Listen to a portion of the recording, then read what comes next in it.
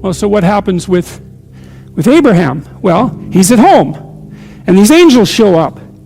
Now, we don't know whether they're angels or men precisely because, well, as this part of the story reads, as the Lord appeared to him in the plains of Mamre, and he sat in the tent door in the heat of the day. So he's another visionary state by all appearances. And he lifted up his eyes and looked, and lo, 3 men stood by him. There's real ambivalence in the story about the men. Are there 3 men? Are there 3 angels? Are there 2 angels and God? It's all mixed up in the story. So we won't clarify that. We'll leave it ambiguous. And I think the ambiguity is important because you don't know who the stranger is when you encounter him. And it depends on whether you're thinking about it in the normative manner or if you're thinking about it in the transcendent manner. Because with each person that you meet, well, they're just a person. That's one way of thinking about it. And then they're the person that you know, or they're the person as they choose to reveal themselves to you, and people keep themselves shielded. But then they're also something of great metaphysical potential, right? And you might say, well, do you believe that? And I would say, well, yes, you believe it because you expect a lot from people, generally speaking, and are not happy if they betray you. But more importantly, our entire culture is predicated on the idea that each person has an indefinite intrinsic worth. And I'm not talking about self-esteem. I'm talking about something like what would you say it? The implicit presupposition in our legal structure that no matter who you are, even if you're a murderer, even if you're a condemned murderer, that there's something about you that's of transcendent value that has to be respected by the law and by other people, right? And so that's a remark. And you might say, well, do I believe that? And the answer to that is, well, you act it out because you follow the law. And it's not an easy thing to pull out of the law. It's kind of the idea that you have intrinsic natural rights. And you don't pull that out of our law, man, without having the whole thing fall down. And I think the whole idea that you have intrinsic natural rights is predicated on something like the biblical hypothesis that human beings have a logos nature and that we are involved in the speaking forth of being. And as beings who are involved in the speaking forth of being, there's something about us that has to be respected by ourselves in relationship to ourselves, by ourselves in relationship to other people, but even more strangely, by ourselves in relationship to even to criminals, even to vicious criminals. You can't remove that transcendent element. And that to me, that's also a miracle of conceptualization, because who the hell's going to think that up, right? Even the most vicious of murderers has a touch of the transcendent that needs to be respected. Of all the ideas that are unlikely, that's got to top the list. And of course, without that, you have a very barbaric legal system, right? Because no one is protected. As soon as you make a mistake, then you're in the damned and you have no rights whatsoever. And that isn't what happens in the West, which is an absolutely amazing thing. So anyways, Abraham is a master of the stranger. That's one way of thinking about it. He knows what to do when strangers come along, and he opens himself up to them. And I would say he does that. We know he's not a naive guy, Abraham, right? He's no weakling. A couple of stories ago, he took a big army and, went and harassed a bunch of kings and took his nephew back. He's a tough guy. And so if strangers show up and he welcomes them, it's not because he couldn't do otherwise. He could certainly do otherwise. And it's not because he isn't aware of what people can be like. He's perfectly aware of what people can be like, but he determines to take a particular attitude towards them, and that is to welcome them. And why would you do that? And I think the answer to that is you hold out your hand in trust to someone and you evoke the best from them if that's there to be given. So it's an act of courage. It's like, it isn't me meeting you exactly. Not exactly. It's more like the transcendent part of me making a gesture that allows the transcendent part of you to step forward. And that happens all the time. It happens all the time in normative discourse. You know this perfectly well, because sometimes you can have a real casual conversation with someone that just goes nowhere, right? It's just shallow as can be. Or now and then you can actually make contact with someone, right? And you're both, I would say, enlightened and ennobled by the conversation. And that's we would call that a deep conversation for some reason, because we made a deep connection. Whatever that means. It means, well, it certainly means that it's not shallow. we're not sure about what these metaphor means, but it means that it reaches deep inside of you. It's something like that. You make direct person-to-person contact. And those sorts of conversations are replenishing. That's the right way to think about it. They genuinely are. And I think that's because they provide you with that bread that's not material bread. And that's the information that you need to thrive and to put yourself together. It does matter how you meet someone, and it does matter how you treat them when you first meet them. And it's amazing. I've learned to do this, at least in partly because I'm a clinical psychologist. I've learned how to talk to people very rapidly. And I have the most amazing adventures with people in cabs and when I travel, because I'll talk to them directly right away. And they'll tell me the wildest stories and show me the craziest things because I'm actually interested in what they have to say. And I'm not afraid. Well, I'm somewhat afraid, but I'm not sufficiently afraid to have that stop me. And I'm acting on the presupposition that the person has something of great interest to reveal. And that's a very useful thing to know too, because one of the things that's really cool about people, and you really learn this as a clinical psychologist, is that if you can get people talking, they're so damn interesting you can hardly stand it. You know, because they have these idiosyncratic experiences that are only theirs, right? They're only theirs personally. No one else could tell the story, and that's the kind of stories that you want to hear. And when they tell you those stories, you learn something you didn't know. And so what that means is that you can treat the landscape of strangers as an endless vista of places to learn things you didn't know. And if you know enough so that you're satisfied with your life and everything has ceased to be a tragedy around you, well, then you can be comfortable in your circumscribed domain of totalitarian knowledge, let's say. But if your life is insufficient and you're suffering more than you want to and everything isn't what it should be, then you need to look where you haven't looked for what you don't have. And then you can look outside, beyond you, and then you can make friends with what you don't understand.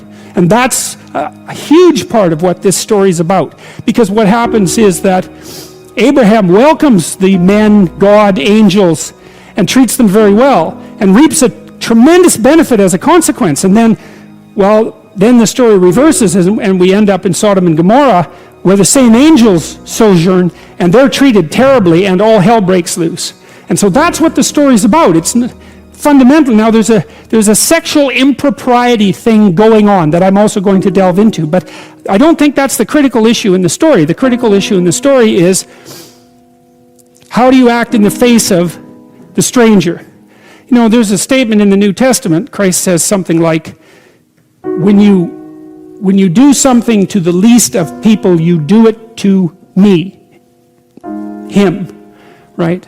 And that's a very difficult statement to understand too, but it's something like, it's something reminiscent of the requirement to keep the idea of the transcendent reality of the person in mind at the same time you keep their proximal reality in mind. To have your mind in two places at the same time when you're talking to people.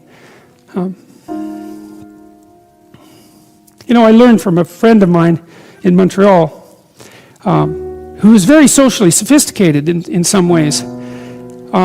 Whenever he went into I always liked going shopping with him. And whenever he went into a store and he talked and he had an interaction with a clerk, the first thing he would do is have an interaction with the clerk. You know, he wouldn't have an interaction with the role of the clerk. He'd look at the person, sort of take stock of the fact that they were there, and then ask them something genuine about their job or their store or how they were doing, go into a conversation right away. And he didn't get personal about it because that can be intrusive, right? You have to be very sophisticated to do this. But he did indicate to the person that he was there, at least in part, for the good that could be done between them. It's something like that. And then the person would be ridiculously helpful.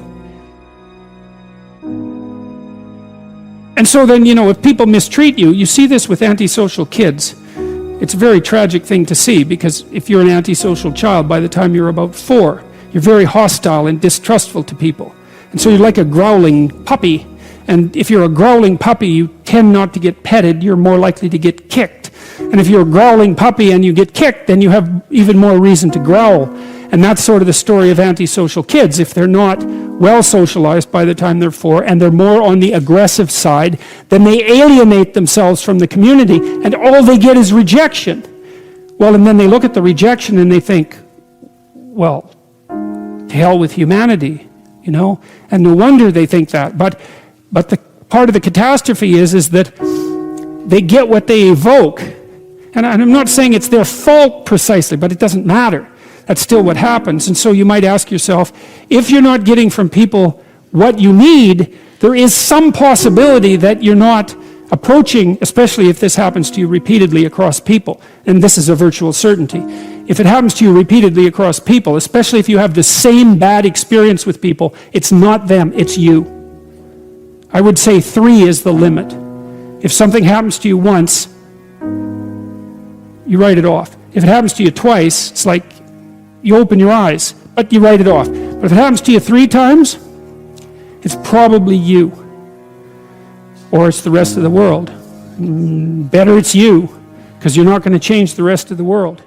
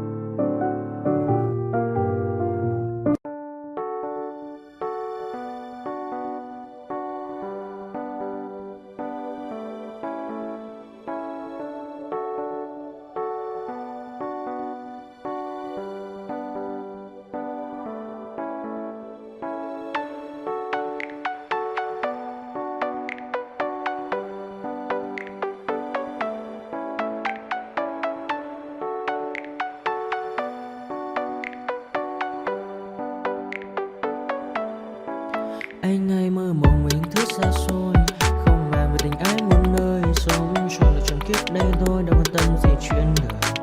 Thế mà lại ngâm tương tư, ông tầm bà mũi xe tơ, đêm nằm trộm nhớ mơ mơ về ai. Thì ra anh yêu rồi, từ ánh mắt nụ cười, từ đôi môi gọi mưa sao xuyến lòng anh. Thì ra mê em rồi, ngày hay đêm ôm lời, chỉ nghĩ đến em thôi, đó là do anh đã yêu rồi, anh đã yêu rồi, anh đã yêu rồi. Anh đã yêu rồi, anh đã yêu rồi, anh đã yêu em mất rồi.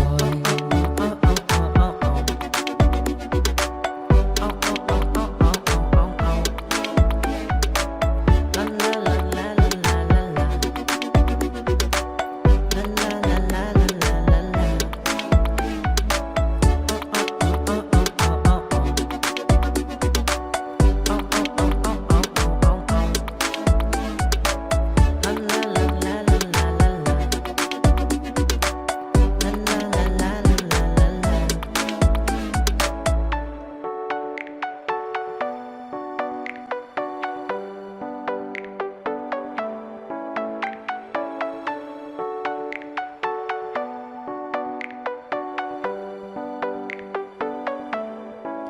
Anh ai mơ mộng mình thứ xa xôi, không màng về tình ái muôn nơi. Sống cho là trọn kiếp đây thôi, đâu quan tâm gì chuyện đời.